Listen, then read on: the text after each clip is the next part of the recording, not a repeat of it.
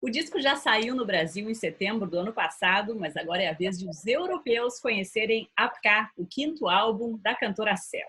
Uma descoberta que cai bem nesses tempos duros de pandemia de coronavírus, em que o mundo da cultura também se esforça para manter vivo, apesar de tantos contratempos. Seja então muito bem-vinda, Céu. É prazer estar com vocês. Obrigada pela conversa. Muita alegria estar aqui com vocês na rádio. Ótimo, seja muito bem-vinda mesmo. Queria começar perguntando como é que está justamente essa quarentena para você, né? Afinal, desde março você está aí na sua casa em São Paulo. Conta um pouquinho como é que tem sido para você.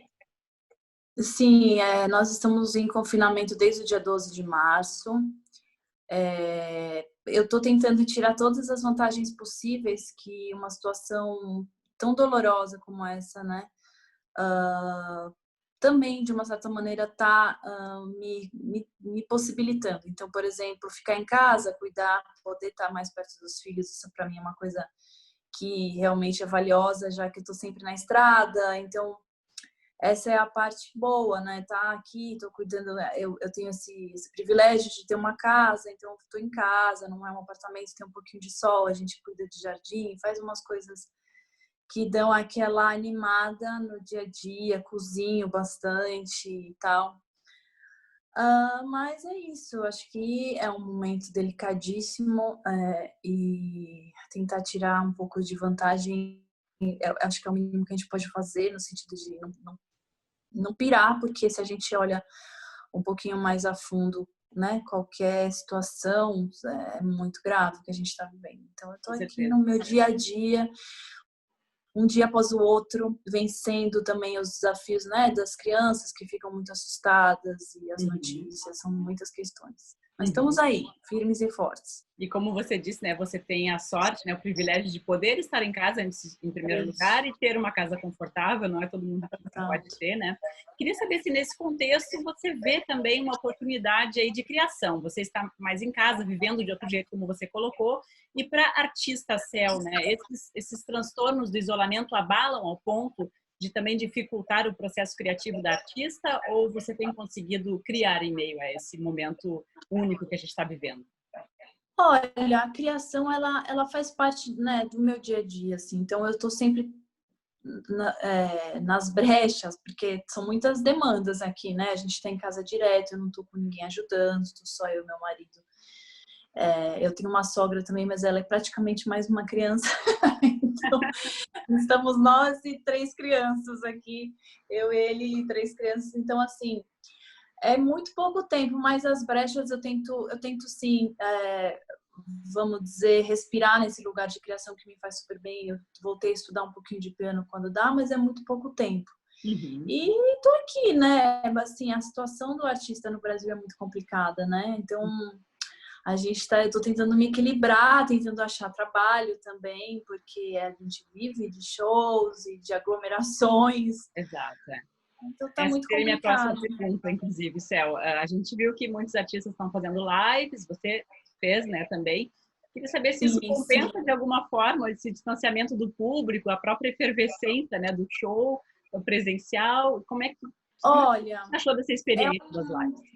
é um novo formato, eu ainda estou aprendendo a ser desvendado, assim, é um formato muito realmente novo, no sentido de que tem sim uma grande interessância, né? É interessante você, né, poder estar na casa das pessoas, de uma certa maneira, tem uma coisa engraçada, um pouco íntima também, de eu trazer as pessoas, né, dentro da minha casa, nessa telinha e mas ao mesmo tempo também tem uma coisa fria, né? Super ambivalente, tem os dois lados. É meio frio também, porque não tem o calor humano real, não, né? É muito diferente.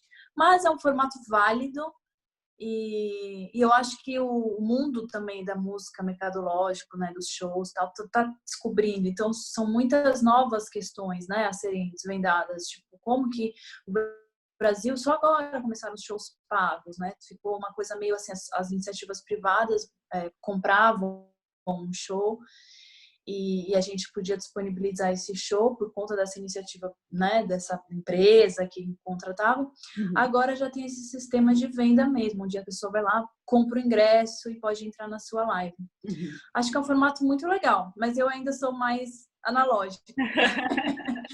Eu gosto. Como você disse, né? Enfim, o artista depende do público, é o seu ganha-pão também, né? Não é só lá pro Instagram para ficar legal nas redes sociais. Não, na verdade é um ofício mesmo. A gente está assim, né?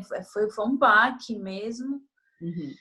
E tô aqui, a gente está segurando a pessoa que trabalha com a gente também para não causar esse, né, desmantelo social e econômico no Brasil. A gente está tentando fazer de tudo. Todo mundo está tentando se ajudar, mas de fato o artista no Brasil tem muito pouco apoio, muito Como pouco. é que você viu a resposta do governo federal, principalmente, né, para esse setor artístico? A gente viu, teve algumas medidas direcionadas, né, para a população mais pobre, algumas para as empresas. Como é que foi para o setor da cultura essa resposta do governo? Bom, eu acho é um pesadelo.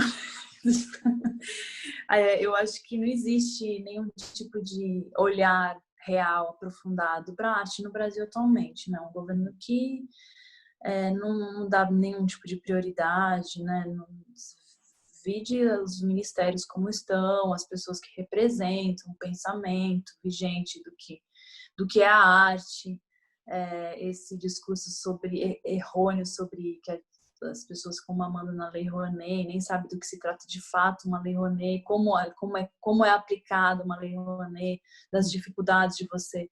Enfim, o Brasil tem muitas questões, a arte é das últimas, porque as nossas questões são básicas, né? A gente é um país crescendo em cima de miséria, de desmantelos sociais, de abismos sociais, as pessoas estão tendo que trabalhar lá fora numa pandemia. Isso já é um genocídio, né? Então, a arte realmente fica no último lugar do último, do último, do último, né?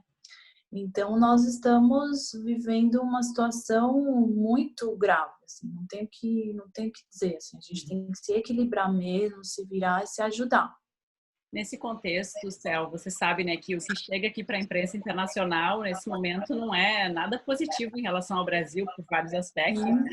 E a imprensa especializada aí da cultura tem chamado a atenção para o caráter político de algumas das suas músicas, como Forçar o Verão, né? O caráter pode ter essa visão, né, política. Sim, sim. Esse era um dos seus objetivos? É importante para você se posicionar nesse momento da história do Brasil? Eu acho que é impossível viver no Brasil sem se posicionar atualmente. Na verdade, eu acho que viver é político. Não tem como, né? Assim, você pode até não ser uma pessoa que leva a política para sua arte. Eu nunca fui panfletária na minha arte, nunca fui. Mas eu sempre fui investigativa, né?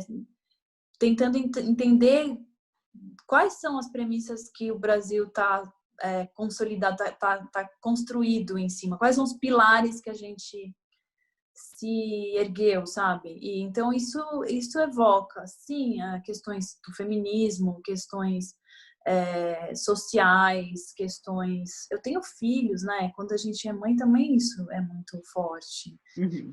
Então, no Brasil, você tem que pagar muito alto por uma educação onde os professores não vão fazer greve semana que vem porque eles não estão sendo pagos. Uhum. E ao mesmo tempo você paga por uma educação e você bota seu filho numa bolha, que são crianças que só pertencem a esse universo de pessoas que podem pagar uma escola boa. E isso é muito triste também.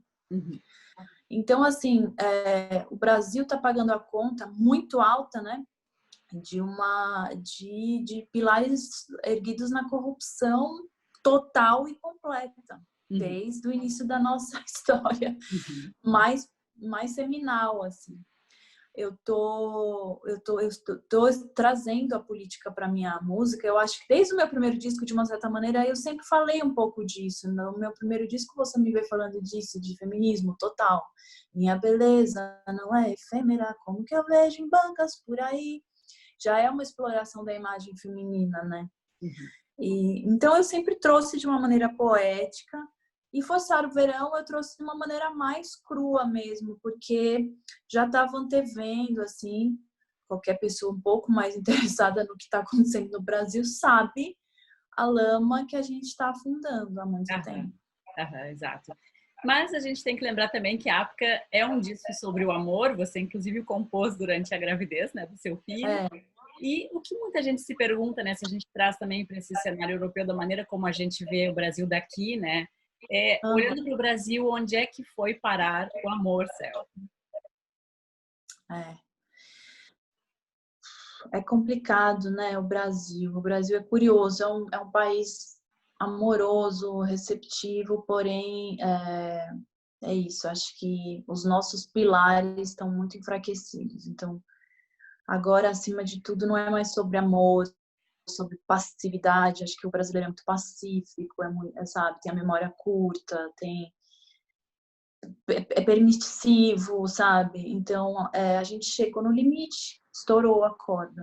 Uhum. Se E a acostuma muito hora absurdo também, né? Às vezes eu tenho a impressão de que o brasileiro se acostuma muito rápido com o absurdo, se né? acostuma, daqui a pouco já não é, sabe? As questões todas raciais aqui são de uma gravidade, sabe? O que aconteceu como aconteceu em Minneapolis, no Brasil acontece todo dia milhões de casos. Uhum. Então, há uma revolta, sabe? A revolta está chegando e a revolução, né? Ela vai acontecer de uma certa maneira, só que ela vai precisar das pessoas que estão na ponta da pirâmide, não das pessoas que estão só na revolta. Uhum. Quantas pessoas que estão na ponta, que são os brancos, são as pessoas que estão no poder, são as pessoas que estão em casa ali, que estão com dinheiro, que estão... Enquanto não houver, sabe, a gente vai ficar na mesma. Então, assim, o amor existe muito. O Apká, eu escrevi, eu acho que o amor é a coisa mais interessante que o ser humano pode produzir, assim, é a empatia, né? A empatia é liberada pelo amor, pelo se colocar no lugar do outro, né? Eu acho que isso é sobre acessar um lugar de amor dentro de si próprio. Uhum. Então, eu acredito no amor como uma forma de transformar, de Uhum. fato. O amor que eu falo no Apká é um amor muito do começo, né? De um neném, de você estar com uma criança, uma vida, e quanta responsabilidade, e quanto eu gostaria de me tornar uma mãe legal para essa criança e saber, sabe, um homem ainda, ele é um menino, né? Então, são muitas questões, assim, e eu acredito no amor. Agora, onde ele está no Brasil, nossa, ele tá bem assustado, viu? Agora, o amor tá assustado e a revolta tá pairando, É. tá maior. Uhum. Foi nesse contexto também que você decidiu, né? Pedir uma música para o Caetano Veloso, ele te atendeu, fala um pouquinho de Ricardo, então, com a gente. Pois é, o Caetano, eu já tinha feito alguns trabalhos com o Caetano, eu conheci o Caetano e tal, mas de fato pedi uma música assim, inédita, liguei para ele, mandei essa, né, ai, Caetano, eu queria uma música sua, eu só mesmo estando num puerpério, assim, meio, com os hormônios meio malucos, mas ele foi muito querido, maravilhoso e atendeu prontamente, me dando uma música super caetânica, com a assinatura dele, e foi assim que se deu essa história. Uhum, uhum. A Picá tem um toque francês também, a gente tem que lembrar disso, né? Mais uma parceria aí com o tecladista Hervé Saltes, que é do grupo General Electric, que já teve alguns sucessos mundiais, né, que agora não vem ao caso a gente lembrar, mas todo mundo já ouviu. Eu queria então que Sim. você falasse um pouco sobre essa relação com ele, como é que surgiu, como é que anda. O Hervé é um músico que eu conheço há muitos anos e eu chamei para produzir o meu quarto disco, que é o Tropics, né? Junto com o Pupilo, eu chamei os dois para fazer essa produção. E se deu de uma maneira tão natural, tão fantástica, tão entrosada, curiosamente entrosada, porque eles nem se conheciam, que eu quis repetir, porque é muito gostoso você trabalhar com gente que entende o seu universo, sabe? Facilmente, que desvenda bem. Então eu quis repetir e ele é brilhante, assim, ele tem uma sensibilidade fantástica, tem um senso de acabamento, de entendimento, é sensível, é realmente assim um grande ganho que eu tive na minha carreira, na minha vida, ter esse cara perto. Excelente. E queria então encerrar, que se você pudesse cantar um pouquinho pra gente, você escolhe, eu deixo a sugestão por conta do contexto de forçar o verão, mas você decide que você tá com vontade de cantar. Ah, eu posso cantar Forçar o Verão. Eu bom, não tenho nenhum instrumento aqui agora, mas eu posso dar uma É palhinha sua voz que capela. canta. Uma nuvem se aproxima do cartão postal, feito um convidado que ninguém quer receber, mas quando ele vem, não quer mais sair. Esse convidado é a corrupção. Num sorriso debochado, estaciona ali. Ou virando Ipiranga, quem foi que ouviu? Eu não vi. Estava a sombra de um coqueiro no céu azul anil e o tempo fechou e ninguém viu. Derrubando a rima, fez então frio no Brasil. Pare de forçar o verão. Lindo. Pare de forçar o verão. Bora parar de forçar Necessário. o verão, Brasil. Necessário, Céu. Excelente. Muito obrigada por essa conversa. Um grande prazer ter você aqui conosco.